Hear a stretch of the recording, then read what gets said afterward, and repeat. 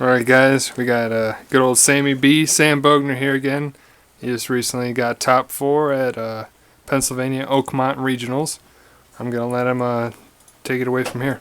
Okay, I played Mermails. I just wanted to play them like one last time before summer and Primal, and I played this build back in January, and then like when I saw Squiddy's like goofy ass build, it reminded me like because it was almost card for card like my build, except for I didn't have run the Sark and whatnot.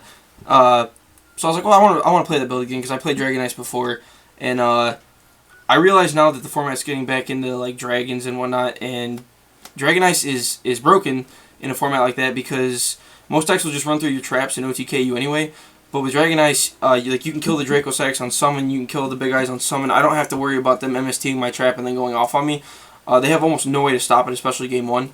So it's really good in decks that play like Mermails. So that's what I chose to go with. So the 2 Undyne. I like 2 in general just because I don't like to I would like to open with this and not just have to search it off Pike because it's just a wasted play. And then of course the 2 controller to go with that. And then for my 3rd tuner, I ran Fishborg. It's very easy to get into the graveyard, and I wanted to have a deck that could keep up with Dragons and Geargia and anything that was going to be playing Soul Charge, which turned out to be pretty much every single deck I played against. So like, I didn't really have time to test against the card, but I knew it was going to be there, and I knew decks were going to be doing some crazy shit.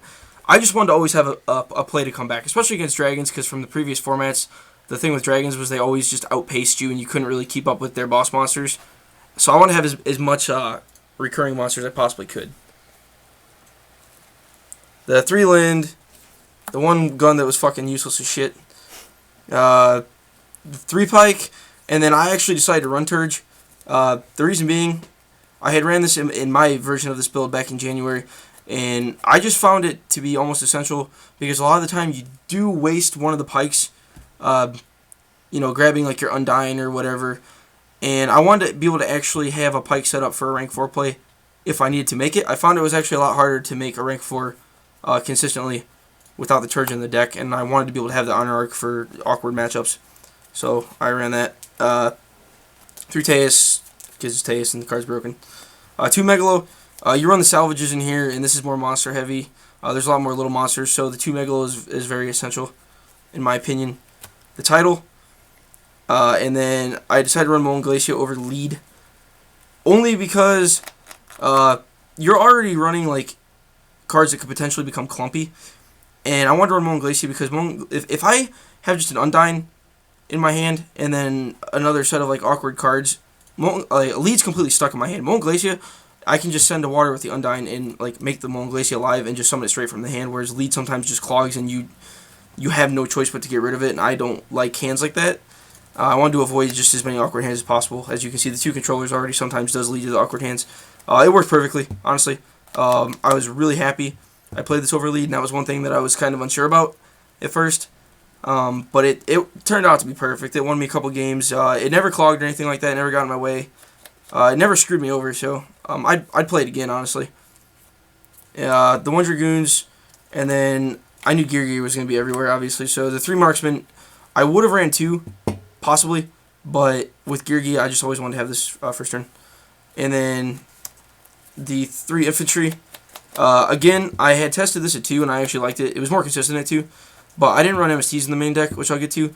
So basically, these 6 were my versions of like MST and my removal to burn through cards, and this was to get through like floodgates, like in Bujins and whatnot.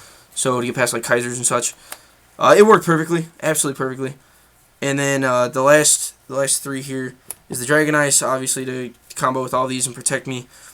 And then I chose to run Trigodia in the main deck.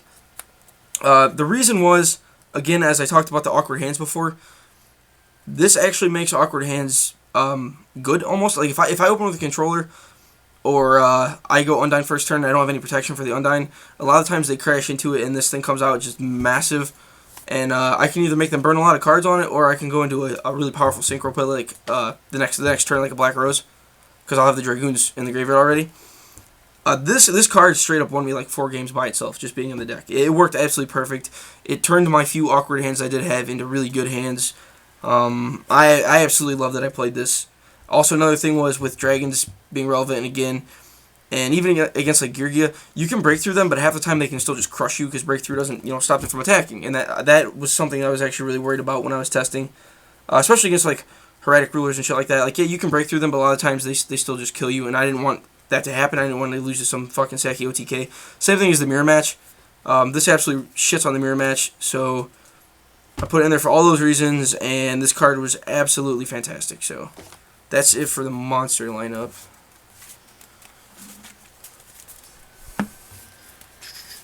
Another thing too, the reason I ran so many monsters is because when you're running like the multiple megalos and whatnot, you always want to have a hand of multiple water, because that's what makes Megalo dead, not having water. So the one dark hole in the main deck, it was good, but it wasn't like I didn't need it. I'd probably take it out for a second soul charge. I just wanted to make sure that I could stop armor first turn at all times in case I didn't have the marksman, and it was good, against the mirror match and against dragons. The allure, one thing I didn't like about the build with only the controllers in the allure in it was that a lot of the time you don't want to waste the controller. You actually end up using the controller like a lot. So I didn't want to just burn this controller and not have it. So I could either burn the controller or the Trag and still be completely fine with a strong hand. I would remove Trag if it was like a match where I didn't need it, or if my hand was getting smaller because I had too much field pressure. The Sark, this card was absolutely fucking amazing. Half time I used it to dig to my outs like game 2 and 3 more than anything else, to be completely honest. Loaded title up in this maybe 3 times throughout the whole day. Other times I grabbed like MSTs and whatnot, and it was for just to get rid of those floodgates, and it was really. I just wanted to have ammo for days, like just burn through the back row as quick as possible and have that reoccurring title to them top decking, and it was amazing. Also for the Fishborg too, and Bogner won me a lot of games. And this is like a free Bogner play or free Megalo play. And the last card I ran was Soul Charge. I didn't have time to test this at all, but Dylan got one the night before and ran it over to me. And I was like, it's too broken not to run. I'd take out the Dark Hole and run a second one if I was playing it again. There are just so many Saki plays, especially in a deck like this, where by turn 2 or 3 your graveyard is just massive, and I have like all these different levels and tuners. Like it was way too good of a card. I did see people losing almost as many games as they won off of it, though. So, I guess we'll see what it does to the meta. It's going to be crazy, but the 3-sphere, obviously. And then, Torrential was good just because of the way it interacts with Lind. Warning, I just don't like it. I'd probably take it out. I really don't like the card at all. It's a broken card, but like it just didn't do. I didn't need it, ever. Like, it just sucked. And then, I ran Compulse over whatever other forms of traps people might be running in this right now. I think people are running Bottomless. I don't like Bottomless. It does nothing to an established field. Compulse got rid of a lot of problem cards, like Draco and their Beals or their Leo and their main phase 2. Like it was just a lot better against everything. I definitely like the Compulse. That was honestly about the only one of these 3 I was actually like glad that I ran. I honest to God with the Trags and the Dragon Ice in there, I didn't need like any of these traps. So I could have probably put more water. Maybe Aqua Spirits, because I had Aqua Spirits in my original build and it was pretty insane. Extra. I only ran 2 3s because I found myself not making them a shit ton, and I actually made Duloran more. So the Leviair, obviously, because you have the sick removal plays with title and whatnot. This was like last minute. I didn't want to run Elcard at first because I was like, well, I have 3 marksmen. It's just kind of like doesn't make sense. But if your Undying survives after the first turn, you can use the controller and overlay with this and just like rip out those back row, bait them out really hard, and then just explode on them and kill them. I made this card constantly, to be honest. This is one of those last minute attacks where I'm glad I threw it in there, because I ended up making it probably every other game. Sometimes I'd made it like 3 games in a row. It was pretty nuts. I'm glad I ran it. I had an open spot for another rank 4. I didn't want to throw Bahamut in here because I didn't have room for the tripe, but I threw that in there just in those off chances that I needed a title or Dragon Ice in the graveyard, and like I said, the Turge opened up more plays for me. Made it a lot easier to make the rank 4s. The Dweller, yeah, and then of course I ran those 2. I just don't really make this card. I made it once like the whole day. Then I made quite a bit. Honor Arc was good. Gaios was really good, especially against dragons. They really struggled getting over this. Geargill, like once you burn through their traps, make this late game, it's pretty much game over. Big Eye was good. I made Big Eye quite a bit. And then I decided to run double Draco. And Draco was absolutely fantastic. It's one of those things where I would just burn through their back row with the marksman, so I knew they didn't have traps anymore. And then I turned the rest of my field into a Draco, basically. And I pretty much every time I made this, it got me game just off the Draco. So I was really glad I ran 2 copies of that. And then I chose to run Duloran. I think it won me 2 games. Basically just bounce the spheres. I'd get Teos off sphere and bounce both back to my hand and just create a lot of advantage right there. It'd be huge. I'd have a huge hand. It was really good. I have a combo in my other video from like the last regional that I showed people some combos with this. I'd run it again. It was pretty good. Bogner, I probably made this. It was probably the second most made card for me out of the extra deck. With the salvages and such in there, and then the Soul Charge, I can pretty much just drop 2 marksmen, target their monsters, then target the back row, and clear 4 cards at once, or like a Gund. Clear 3 cards and special summon 1 back. You load it up with the salvage, so it's never negged to your hand. And this card just put in work. It absolutely demolished people. I won quite a few games off of just summoning this, so I'm really glad I ran that, actually. Black Rose, probably the reason I didn't need to make Exoton Black Rose was just easier to make in this build. It won me a couple games. Beals was a monster of a card, not because of Dragon Ice just existing. I noticed in playtesting without the Trags in my deck that you didn't really make him that much with the Controller Dragon Ice combo. But I can dump Dragon Ice into my graveyard anytime I want. I'm not guaranteed that they're going to special summon and set me up for the Dragon Ice synchro, but if I have Trag, I can pretty much guarantee that it's going to come out and copy the level of the Dragon Ice and then make this. So another reason Trag was so good, I made this a lot because of the fact that I was able to turn the Trag into a 5. And then the last card I ran was obviously the Leo, which was fucking amazing. It shit on Dragons, shit on Erratic Rulers for me. This straight up won me the game against Erratic Rulers. He already used the Black Rose, and this just they pretty much everything targets. So couldn't get around it until I think eventually in the very last turn he got Dark Hole, but I had already gained way too much advantage by then, so it didn't even matter. And then I actually he killed it, attacked me, I dropped Trag, and he scooped. So that was that. And then the side's probably the only thing I really would have changed a little bit up from this. I only ran 2 Max C. That was fine. I only needed 2 because I had the Trigodias. It's basically people would normally side in 3 Max C. I already had the 2 Trags, so that's like 4 hand traps. So I was fine with that. There's my MST. I was absolutely incredibly pleased with not running MST in the main deck. I did not need it once. Never did I miss it. A big problem with Mermails, especially a deck like this or a build like this, that I saw with MST is the MSTs just clog. Like you end up with Atlanteans and MSTs in your hand a lot, and it is awkward as fuck. And you get all these dead goofy hands, and you can't do anything with it, which is a reason I think a build like this would originally be frowned upon. But without the MSTs in here, I just had nothing but consistent hands. My hands were absolutely beautiful all day, and until my very last game, that was just that was bad. But no, my hands are gorgeous. Like I didn't miss these one bit. It was perfect not running them. I ran that because I have this really I have bad luck and I play Evil Swarms for some reason like every tournament. And it's not that like I'm worried about Evil Swarms, but it's one of those things where I'm absolutely sick of playing them. I always have to play them like every regional. So I put these in here just because of that, because I was just tired of having to deal with it. Plus, this runs a lot more high level monsters, obviously, than the standard rank 4 Mermail build. So I did kind of need these. I didn't play Evil Swarm, but I played Constellar, and this won me the game against Constellar, so I guess I made a good choice on that one. Creature Swap, that was just in there for Boojins. I didn't end up playing Boojins, so it was Like I might have sided in one time. I can't remember who it was against, but I know I sided in once. The Black Horns, that was good against Geargi, obviously. Debunk, that was good against Dragons. I put that in for Boojins and just other miscellaneous matchups where they might have some weird monster that I need to kill. It was decent. It did enough. And then Needle Sealing, to make Gigant miss timing and whatnot. And Mirror Match, Dragons, blah blah blah. And then Moment Catastrophe, that put in work all day. That was really good. So especially in mine where I'm not really running that many traps, it's just cleared everything for me, and I just drop bombs the next turn. So probably what I would change is maybe take out that and put in 2 twisters because that would have helped. But yeah. Any questions or anything? I do actually have a pretty decent question, I think.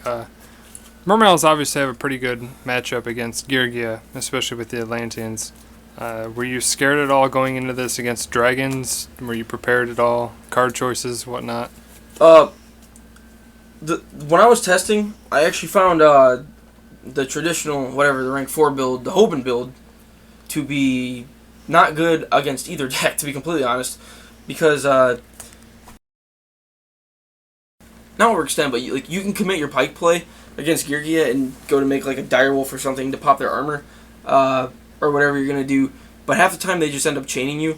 If I have 3 marksmen in here, most of the time I open with 1. And if I drop pike, I don't really care if they kill it as long as the marksman goes off and kills the armor because that puts them way behind. This build ended up being just monstrous against Geargia, whereas I don't really find the rank 4 build to be that good, especially against Pure Gia. The rank 4 build is pretty bad against Pure Gia in my opinion. And then dragons, like I was saying earlier, Mermails have always had a hard time keeping up against dragons. So that was one matchup I was pretty afraid of because everybody online has been talking about dragons for the last like 2 weeks straight, and ever since Soul Charge was announced, really people have just been talking about it constantly. That's why I played cards like the Tragodias and the Dragon Ice and the Infantries and whatnot. With those cards in my deck, I was honestly able to outmuscle dragons, which is something that Mermails are not known for being able to do. I think in a dragon format, a build like this is almost perfect, to be honest. I don't think I've ever been happier with a build before, other than the fact that I said I didn't really need these traps that much. I'd probably make this almost completely monster-oriented. A version of the deck like this is just so good against other decks that run like this, where they're very monster-heavy, like dragons, like heretics, like other Mermail decks, etc. If I played this again, if the format ends up being all dragons going to Nats, and I did decide to play this for some reason, I think this build's perfect against dragons. I think it gives them back just as much as they can handle, and you can really you can actually keep up with them, which is something the older builds couldn't do. So I hope that kind of answers your. Yeah, it was great. Yeah. Thank you. Also, one last question before we get out of here. Obviously, Soul Charge has just been released into the game, taking 3rd place at the regionals, first regionals that it's legal for. How big of an impact do you think it had on the game, and do you think it's going to get hit? Do you think it needs to go? Dude, when I looked down at the table, as I was walking by, after my rounds or whatever, I saw every single person. I would just see Soul Charges being activated, and it was in every deck too. It was in a lot of decks I had no business being in. So I'm gonna have to say it's gonna impact the game just because of that. People are gonna play it just because of what it is. Oh yeah, I played a Constellar player who used it, burned 4,000 life points, and then I just Exiton next turn. You'll have stupid people playing it, but good people too. Yeah, no, obviously. That's what I saw too. I think it's going to impact the game because I think it's a very good bad card. Obviously, you get to overextend now in decks like Dragons and such. You get to overextend, and then if they torrential you, or you torrential them or whatever, sorry, it doesn't even matter because they're just I don't care, Soul Charge, and they recreate their field of 2 Dracos or whatever, and it's ridiculous. But I did notice, though, it might be because it just came out and people haven't really got as much time to test with it, but people were losing off it almost as much as they were winning because they were paying the 4,000, and then they were just getting Dark Hold or something next turn and killed. So I think at some point it probably needs to go to at least 1 because I think it's bad. Yeah, it's a good bad. Good bad it's card. Very good bad, and I think I actually kind of think Monster Reborn's banned, okay, and this card is Monster Reborn a crack. So it's just, I would say, honestly though, right now I like it just because the game has been so fucking boring, and it just adds that yeah. It makes everything stupid. Every deck is stupid that can run that card. So I guess for now I'm okay with it. So yeah. Yeah. All right. Yep. Also, I heard you changed your appearance several times throughout the day. I did. How'd that go? No comment. All right. See you guys. Thank you very much.